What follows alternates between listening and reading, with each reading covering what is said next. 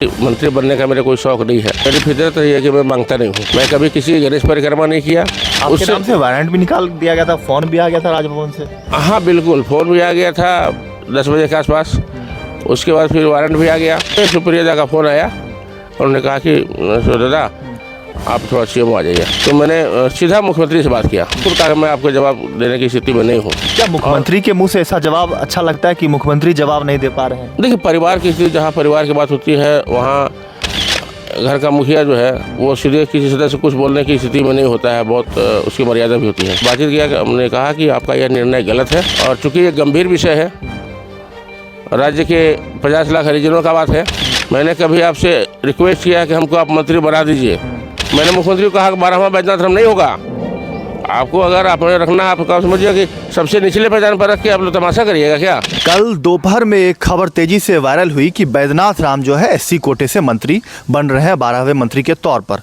लेकिन देर शाम तक नतीजे कुछ और निकलकर सामने आ गए। नतीजे आप सभी जानते हैं कि कांग्रेस के 12 विधायक जो है इस फैसले से आखिर नाराज हो गए। बैद्यनाथ राम इस वक्त हमारे साथ मौजूद है। बातचीत करने के लिए उनसे सीधे जुड़ेंगे और बातचीत करेंगे कि दादा, आपने तो कभी मंत्री पद मांगा ही नहीं, फिर भी आपको मिल रहा था, मुख्यमंत्री ने ऐसा ही बातें कही, लेकिन अचानक आखिर क्या ऐसी बातें हुई जो वो नहीं, जो आप लोगों ने चलाया भी है जी। तो मैंने कहा कि मंत्री बनने का मेरा कोई शौक नहीं है जी। और मेरी फितरत ये है कि मैं मांगता नहीं हूँ जी। जब मंत्री बना हूँ बिना मांगे बना हूँ। इस बार भी मांगने नहीं जा रहा हूँ जी। आप लोग जो बीच में कयास लगा रहे थे उसे हमने कहा था और वो उस पर अंतिम रूप तक कायम रहा। मैं कभी किसी की गणेश परिक्रमा नहीं किया, कभी किसी को कोई चपलूसी नहीं किया, कोई लोभ लालच नहीं दिया। बावजूद उसके मुख्यमंत्री ने मेरा नाम भेजा और जो मुझे सूचना है वो हेमंत जी के निर्देश के आधार पर। लेकिन अंतिम क्षण में जो निर्णय हुआ, आपके नाम से वारंट भी निकाल दिया गया था, फोन भी आ गया था राजभवन से। हाँ बिल्कुल, फ़ोन भी आ गया था 10 बजे के आसपास। उसके बाद फिर वारंट भी आ गया जी। और मैं घर से निकल भी चुका था जी। राजभवन जाने के लिए। उस समय मेरे मन में एक बात चल रही थी कि मैं गुरु जी से मिलता हुआ जाऊँ। जी। ऐसे मैं उस ओर बढ़ रहा था और उसी बीच में सुप्रिया का फ़ोन आया। उन्होंने कहा कि दादा आप थोड़ा सीएम आ जाइए, कुछ मामला अटक रहा है। तो जब मैं वहाँ गया तो बात पता चला, रास्ते में उन्होंने मुझे बताया नहीं। वहाँ जाने के बाद उन्होंने बताया कैसा ऐसा निर्णय हुआ है। तो मैंने सीधा मुख्यमंत्री से बात किया कि ये निर्णय क्यों हो रहा। तो काफ़ी असमंजस में दिखे मतलब जब और जवाब कुछ दे पाने की स्थिति में थे। उन्होंने खुद कहा कि मैं आपको जवाब देने की स्थिति में नहीं हूँ, क्योंकि जो कुछ हुआ उसे हम भी हाथ है।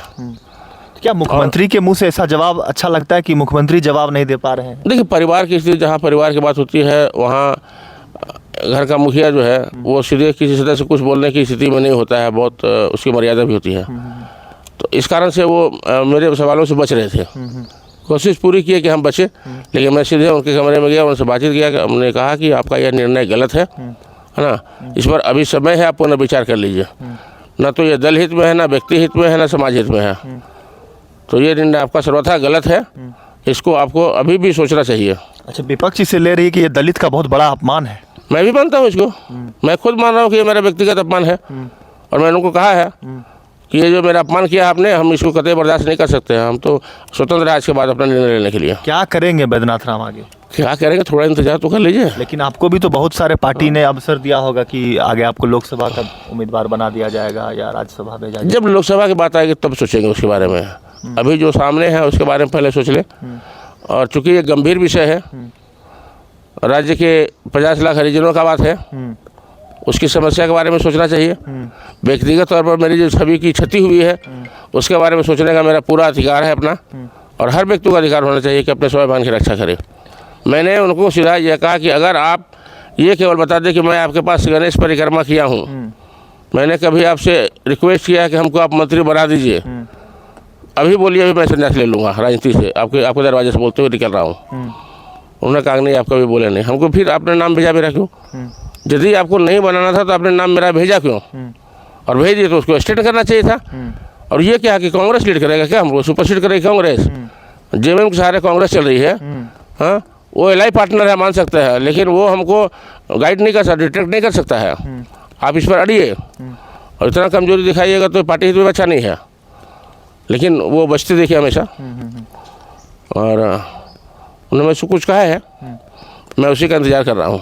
क्या कब तक इंतजार उनका क्या निर्णय आ रहा है, उनका क्या निर्णय आ रहा है, बस उतने समय तक के लिए मैं चुपचाप हूँ। अदरवाइज फिर तो जो मेरा निर्णय आएगा वो आएगा। आगे सदन होना है, सत्र है बजट, कोई आवश्यक नहीं रहा उसमें, कोई आवश्यकता हम रहूँ नहीं रहूँ। पहले अगर निर्णय आते हैं, अगर कुछ विचार किया जाता है आप पे तो देखिए जिस प्रकार से अपमान हुआ है उसका अगर कोई समुचित फैसला नहीं आया तो निश्चित रूप से विस्फोटक स्थिति होगी। तो देखिए एक विस्फोटक स्थिति की बात कही जा रही है बैद्यनाथ राम के द्वारा कि जल्द से जल्द जो बजट सत्र होने हैं उससे पहले निष्कर्ष निकले, अन्यथा जो है कोई भी बड़े फैसले लेने के लिए बैद्यनाथ राम बाध्य होंगे। तमाम जो कार्यकर्ता हैं आप देख सकते हैं उनके क्षेत्र के ये पहुंच चुके हाँ नहीं, हमारे सभी विभिन्न संगठनों से हैं, हमारे चंबल हुकूमत के अध्यक्ष हैं बैठे हुए जिला के, और अब तो सभी में खुशी ओबीसी के अध्यक्ष है। सभी में खुशी की लहर थी। लातेहार की खुशी की लहर थी, 50 गाड़ियाँ कल आने वाली थी, मैंने कुछ को रास्ते से लौटाया है, कुछ यहाँ तक पहुँच गए, और कुछ लोग तो वहीं से रहकर विरोध कर रहे थे इस बात का कि इनका नाम क्यों काटा गया।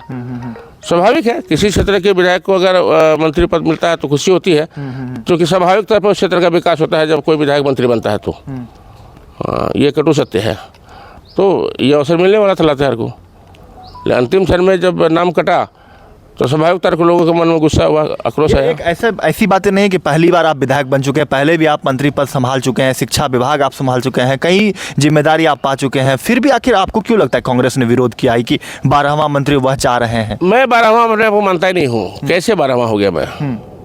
12वां मंत्री अगर कोई कहता है तो ये गलत कहता है, क्योंकि आप जो राजभवन से सूची जा रही है उसमें देखिए मेरा दूसरा नंबर पर नाम है। 12वां कह के तो ये लोग भटकाने की कोशिश कर रहा है।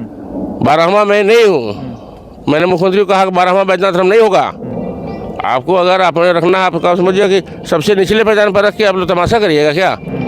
अगर ये स्थिति होगी तो बैद्यनाथ राम उसको एक्सेप्ट नहीं करेगा। लेकिन कैसे होगा बैद्यनाथ राम जी? अकेले आप हैं, उधर कांग्रेस के 12 विधायक आपसे दिख रहे हैं आमने सामने। पता चलेगा, थोड़ा वेट कर लीजिए, समय आने दीजिए।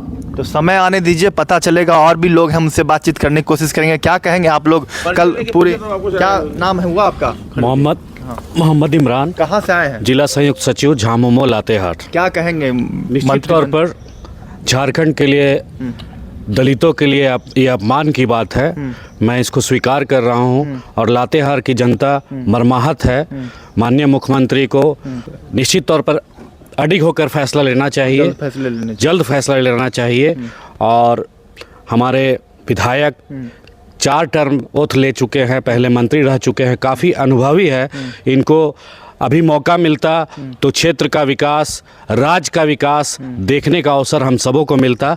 मैं जिम्मेदारी के साथ कहता हूं कि इनका छवि निश्चित तौर पर एक सच्चा सिपाही के तौर पर रहा है और रहेगा।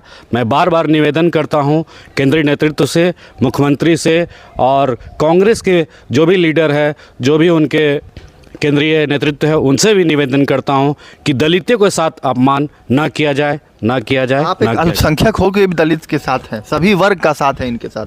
जी, इनका एक छवि ही ऐसा रहा है शुरू से। ये भाजपा में भी रहे हैं तो अल्पसंख्यकों के साथ इनका मोहब्बत बना रहा है। मैं तो 15 साल से इनके साथ हूँ। कौन कहता है कि इनका छवि खराब है? सो मैं 15 साल से इनके साथ हूँ और राजनीतिक जीवन के हमारे गुरु रह चुके हैं। मैं बार बार निवेदन करूंगा का जो है समर्थन है बैद्यनाथ राम जी को। और भी लोग हैं, उनसे भी बातचीत करने की कोशिश करेंगे। आपका क्या नाम है, कहाँ से आए हैं? जी खड़ू जी।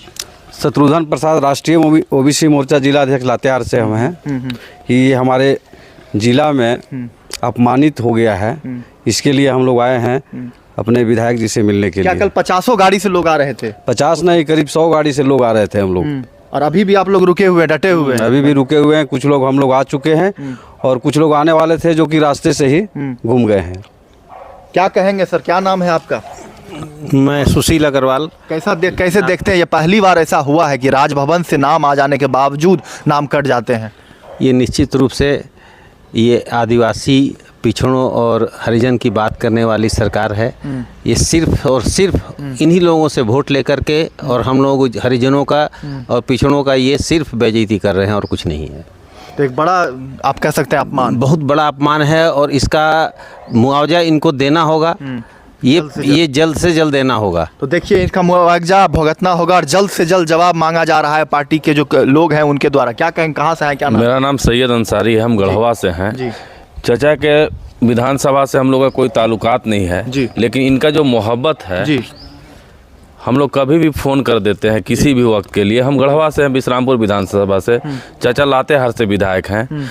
इस मंत्रिमंडल के गठन में हमको नहीं आना था लेकिन हम न्यूज़ के माध्यम से 12:30 बजे जब देखे, मतलब पहले कोई पता नहीं था कि मंत्री बन रहे हैं, कोई पता लेकिन मांग की जा रही थी उनके विधानसभा क्षेत्र में। कोई मांग नहीं थी। खुद इनके जो इनका कैपेबिलिटी है देख के विधानसभा के क्षेत्र के लोग मांग कर रहे इनके थे, क्षेत्र के एससी लोग- समाज से भी। हाँ, एससी समाज से इनके क्षेत्र के लोग मांग कर रहे थे लेकिन हमको 12:30 बजे जब न्यूज़ मिला कि माननीय बैद्यनाथ राम जी को मंत्रिमंडल में जगह मिल रहा है, मैं गढ़वा से सीधा आया कि मैं जा रहा हूँ चाचा का हौसला अफजाई करूँगा। लेकिन मैं रास्ते में आते आते जब रांची पहुँचा तो एक बैग जब न्यूज़ देखा तो बड़ा दुख हुआ कि ऐसे आदमी जो राजनीतिक अनुभव रखते हैं, सभी जाति समुदाय सभी लोग को मिला के चलते हैं और एसी समाज में एक अच्छा पकड़ रखते हैं, तो हम बहुत दुखी हैं और लातेहार के लोग तो दुखी है ही हैं। साथ में विधायक जी भी ने कहा है कि अपमानित महसूस करें। तो मैं झारखंड मुक्ति मोर्चा के सभी आला अधिकारी से अपील करेंगे कि इस पर पूर्ण विचार कर ऐसे नेता जो आपके पार्टी के मजबूत करें, क्योंकि कार्यकारी अध्यक्ष जो है माननीय हेमंत सोरेन जी जिन्होंने 4 साल बखूबी सरकार बहुत अच्छा तरीका से चलाया है, तो ऐसे लोगों को अभी वो किसी कारणवश बाहर नहीं है तो अभी झारखंड मुक्ति मोर्चा को मजबूत सिपाही की ज़रूरत है। तो हम अपील करेंगे सभी लोगों से, झारखंड मुक्ति मोर्चा के और जो कांग्रेस के भी लोग जो विरोध कर रहे हैं उनसे भी हम अपील करेंगे कि गठबंधन की सरकार चल रही है, दोबारा सरकार में हमें आना है, भाजपा के जो कूटनीति है उसका जवाब देना है। आपस में टूट के इस तरह का राजनीति करना कहीं से भी ठीक नहीं है और ये दलित का अपमान हो रहा है, क्योंकि दलित समाज से आने वाले नेता थे। अब देखिए ना, हम गढ़वा से हैं, जब हमको दुख होता है हम फ़ोन करते हैं, एक बार में फ़ोन उठाते हैं, हमारी दुख को सुनते हैं, तो अपने लोगों के प्रति इनका कितना प्यार होगा। क्या नाम हुआ? मेरा नाम सैयद अंसारी है और झारखंड मुक्ति मोर्चा का मैं बहुत सक्रिय सदस्य हूँ, क्योंकि मैंने 8 महीना एक मोटरसाइकिल रथ से पूरे झारखंड भ्रमण कर झारखंड मुक्ति मोर्चा के सरकार बने, निजी खर्च से दौरा किया था और 2019 से पूर्व 8 महीना अकेला पूरे मोटरसाइकिल से हम 68 विधानसभा घूमे थे। तो बहुत सक्रिय कार्यकर्ता रहा हूँ और हूँ भी, तो इस पर विचार करना चाहिए पार्टी के। विचार करने की बात कही जा रही है और लगातार एक ही आवाज़ उठ रही है, जो ये जो फूट की जो बातें सामने आई है, ये शुरुआत अगर होगी तो यही फैसले से होगी। तो जल्द से जल्द इस फैसले को जितना जल्द हो सके पार्टी जो है इसे दूर करे और जो मंत्री पद की जो बातें हैं बैद्यनाथ राम को लेकर उसको लेकर अगर बातें सामने नहीं क्लियर होती है तो कहीं ना कहीं आगे लोकसभा चुनाव है, विधानसभा चुनाव है, बड़ा खामियाजा भुगतना पड़ सकता है महागठबंधन को, जो कि यहाँ पे केंद्र में राज्य में यहाँ पे सरकार है, उसको कहीं ना कहीं एक बड़ी नुकसान जो है। क्योंकि बैद्यनाथ राम ने साफ तौर से कह दिया कि जल्द अगर इस पर जो अब ये अपमान वाली जो बातें हैं इसको अगर भरपाई पार्टी नहीं करते हैं, पार्टी के सुप्रीमो आला कमान या मुख्यमंत्री जल्द से जल्द अगर इस पर निर्णय नहीं लेते हैं तो एक बड़े फैसले लेने के लिए कहीं ना कहीं बैद्यनाथ राम बाध्य होंगे। फिलहाल इस खबर इतना है। लाइव लगातार के रांची में कौशल कुमार। लाइव लगातार के वीडियो को लाइक करें, सब्सक्राइब करें और बेल आइकन को दबाना न भूलें।